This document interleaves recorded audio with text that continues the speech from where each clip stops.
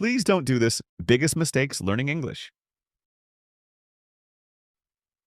Welcome to our podcast series in your English toolbox. Podcast is one of the tools to improve your English that you will find with us. First of all, let me ask you something. Have you ever spent hours studying English but still freeze when someone asks you a simple question like, "How's your day?" Have you memorized hundreds of grammar rules only to completely forget them the moment you try to speak? Or maybe you've been learning for years, but your progress feels stuck, slow, like you're running on a treadmill and getting nowhere. If you felt this way, frustrated, overwhelmed, maybe even ready to give up, I want you to know it's not your fault. You're not bad at English. But maybe, just maybe, you've been making some of the most common mistakes that keep English learners trapped in a cycle of effort without real results. And today we're going to fix that. Welcome to your English Toolbox. I'm Martin, and in this episode, I'm going to share the biggest mistakes learners make when studying English and how to solve them once and for all. If you stay with me till the end, you'll leave with real practical tools you can start using today. You'll learn how to make faster progress, speak more naturally, and finally feel confident using English in real conversations. And here's something brand new. Today, we're adding a special segment at the end of the episode. I'll be joined by Julia, one of our English experts here at your English Toolbox. Julia is going to break down 10 powerful words from today's episode. Words you've probably heard before, but maybe don't fully understand or use confidently. She'll also pick 2 sentences from this podcast with interesting grammar and explain exactly how they work, so you can learn them, use them, and own them. So if you want to take your English even deeper, make sure you stay with us till the very end. And hey, if you've ever felt alone in this journey of learning English, I promise you're not. I've worked with many learners from all around the world, and they all struggle with the same things. But the good news is, every mistake we're going to talk about today has a solution, and that solution is now going to be part of your toolbox. Ready? Let's get into it. Let's jump in. The first big mistake is what I call the illusion of knowledge. You think you know English because you recognize a lot. You watch videos, read articles, and feel good because it seems familiar. But recognition is not the same as recall. Recognition is passive. Recall is active. I want to tell you about Felipe. Felipe could score 90% on grammar tests. He read advanced texts and aced vocabulary quizzes. But in a real-life conversation, he froze. His famous line, "Sorry, can you more slow speak?" Why? Because Felipe confused knowledge with fluency. His brain knew English, but it couldn't use English. So here's what you do to fix it. First, the 3x3 method. Every time you learn a new word or phrase, write 3 original sentences. Say each one aloud 3 times. Then try to use that word or phrase in 3 real interactions, even if it's just with your pet or your pillow. Second, the 24-hour rule. Use the word within 24 hours in real context. Speak it. Write it. Message someone with it. This is how you force your brain to retrieve and strengthen the connection. And third, the nuclear option. Delete translation apps. Yes, you heard me. They're a safety net that keeps you stuck. Without them, your brain will start to reach for English words directly. One of the biggest problems I see is this. Learners study English, but they don't actually use it. Think about it. You study vocabulary lists, watch grammar tutorials, maybe even complete whole units in your textbook. But how often do you use English to express something real? To tell a story? To ask a question that matters to you?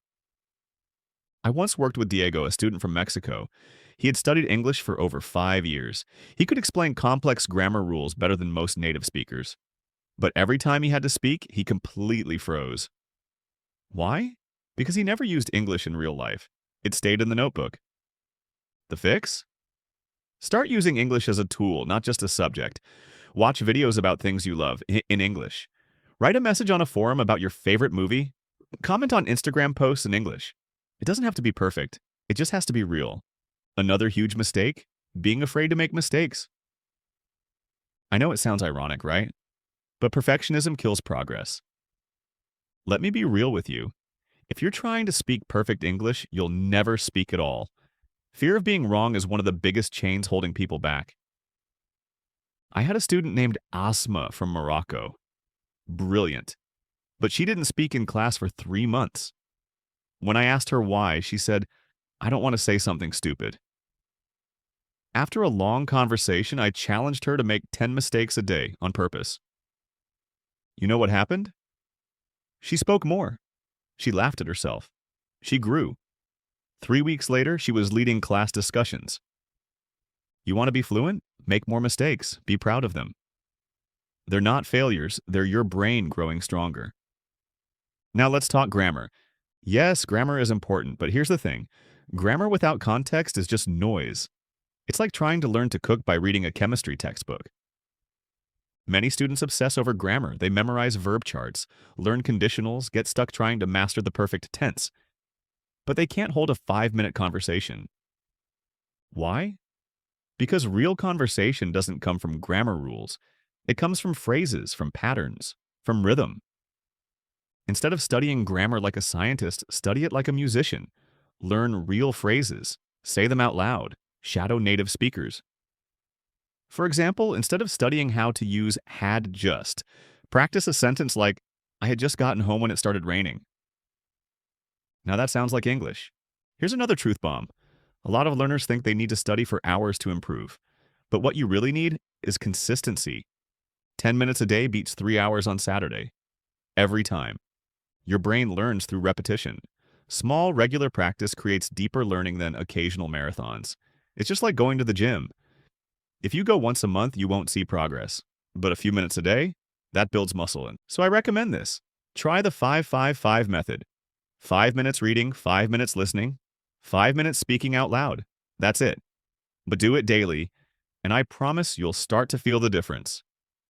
Let me ask you this. How often do you actually use English? I mean, not just understand it, but produce it?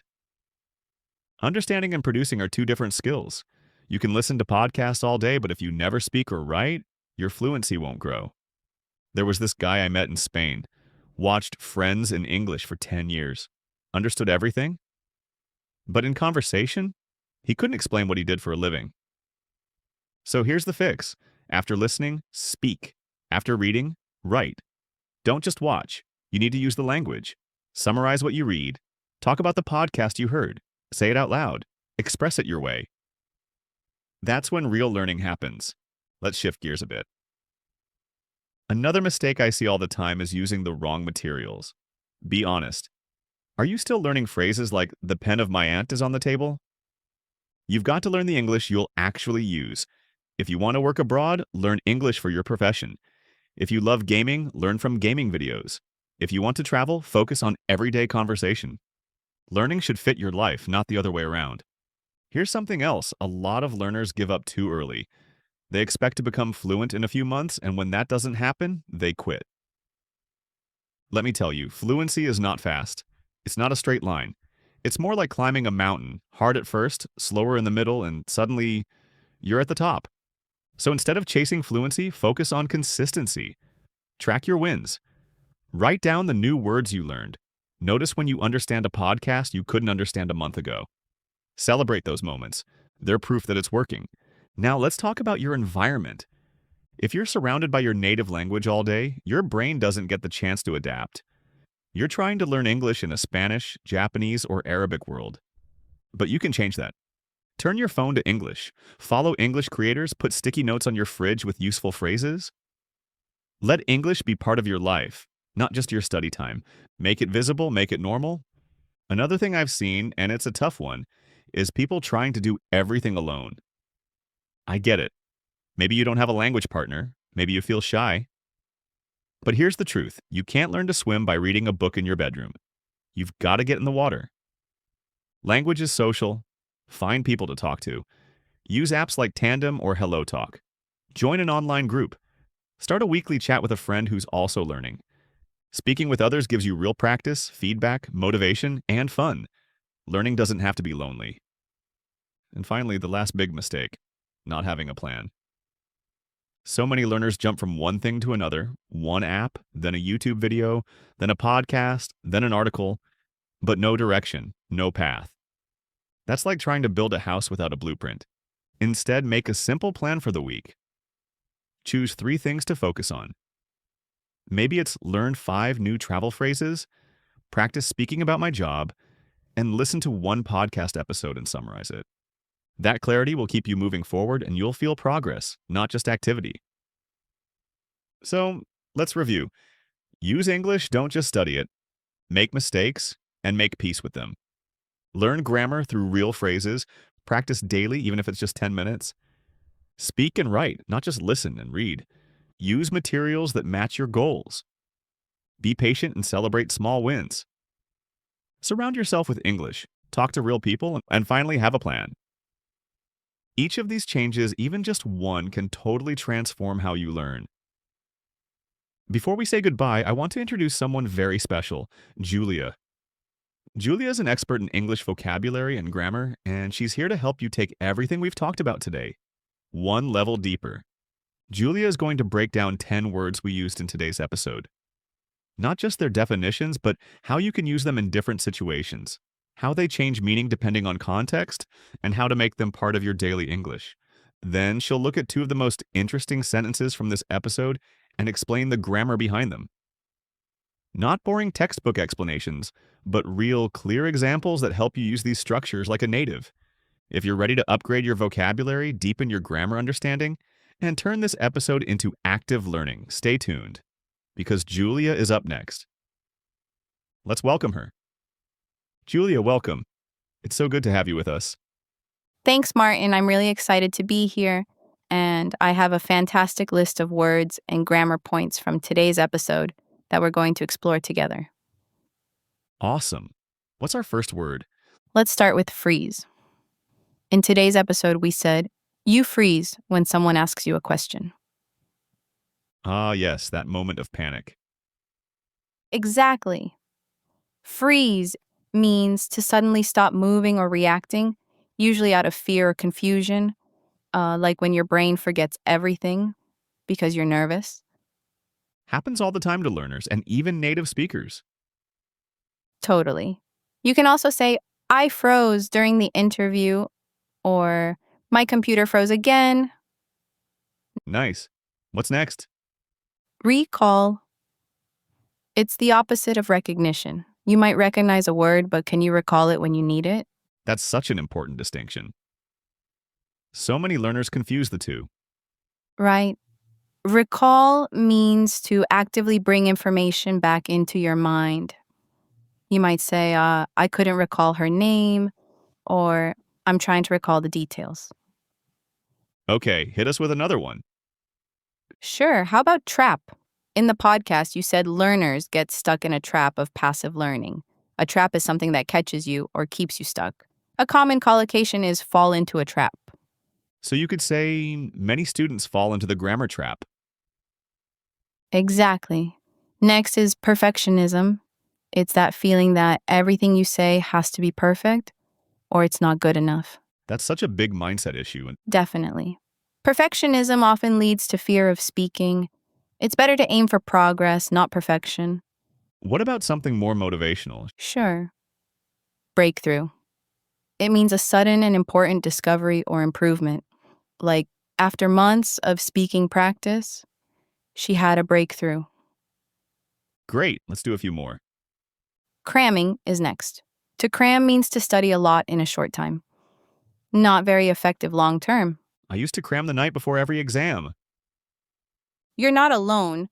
Then we have shadowing, which means repeating what you hear immediately to improve fluency and pronunciation. One of my favorite techniques. 2 more. Consistency and blueprint. Consistency means doing something regularly. A blueprint is like a clear plan or guide. You said in the episode, would you build a house without a blueprint? Love it. Those are some really useful words. And now for grammar. First sentence. I had just gotten home when the phone rang. Past perfect. Exactly. Had just gotten shows that one action was completed right before another. The past perfect helps show time order clearly. What's the second one? You don't need perfect grammar to be understood. That's a great example of a real-world conditional. An implied if you speak, you'll be understood, even if it's not perfect. Julia, this was gold. Thank you so much for helping us dig deeper. My pleasure. Vocabulary and grammar become so much easier when you see them in real conversations. 100%. All right, listeners, replay this section, take notes, and keep building that English toolbox. We'll see you next time. Now, if you found this helpful, and I hope you did, I want to invite you to watch a really special video on our channel. It's called Please Don't Do This: Biggest Mistakes Learning English. It's only 5 minutes long, packed with energy, whiteboard animation, sticky figures, and some of the most powerful lessons we've talked about today, presented in a super clear, super fun way. Honestly, if you're serious about learning English better and faster, this is the video you don't want to miss. And if you haven't already, make sure to subscribe to our channel, Your English Toolbox. Every week, we drop practical lessons, fun podcast episodes, and tips to keep your learning exciting and effective. Thanks for spending this time with me today.